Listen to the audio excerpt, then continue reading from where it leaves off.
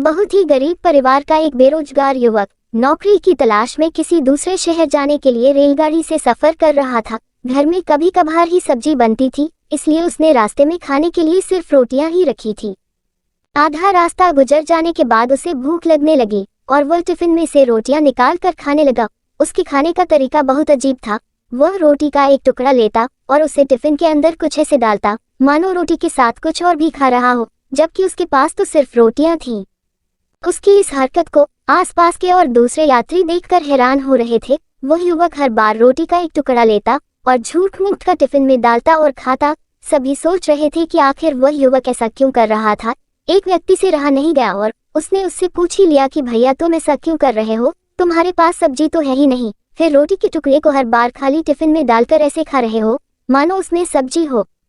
तब उस युवक ने जवाब दिया, भैया इस खाली ढक्कन में सब्जी नहीं है, लेकिन मैं अपने मन में ये सोचकर खा रहा हूँ कि इसमें बहुत सारा अचार है, मैं अचार के साथ रोटी खा रहा हूँ।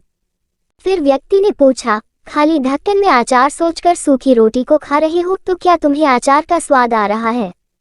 हाँ बिल्कुल आ रहा है, मैं रोटी के साथ अचार सोचकर खा रहा हूँ और मुझे बहुत अच्छा भी लग रहा है, युवक ने जवाब दिया। उसके इस बात को आसपास के यात्रियों ने भी सुना और उन्हीं में से एक आदमी बोला, जब सोचना ही था तो तुम अचार की जगह पर मटर पनीर सोचते, शाही गोभी सोचते, तुम्हें इनका स्वाद मिल जाता। तुम्हारे कहने के मुताबिक तुमने अचार सोचा तो अचार का स्वाद आया, तो और स्वादिष्ट चीजों के बारे में सोचते तो उनका स्वाद आता। सोचना ही था तो छोटा क्यों सोचे, तुम्हें तो बड़ा सोचना चाहिए था।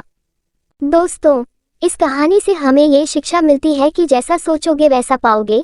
छोटी सोच होगी तो छोटा मिलेगा, बड़ी सोच होगी तो बड़ा मिलेगा। इसलिए जीवन में हमेशा बड़ा सोचो, बड़े सपने देखो तो हमेशा बड़ा ही पाओगे। छोटी सोच में भी उतनी ही ऊर्जा और समय की खपत होगी जितनी बड़ी सोच में। इसलिए जब सोचना ही है तो हमेशा बड़ा ही सोचो। कहानी पर अपनी राय दीजिए और पसंद आई हो तो शेयर कीजिए। चैनल पर नए हो तो सब्सक्राइब भी कर लीजिए। देखने के लिए बहुत बहुत शुक्रिया।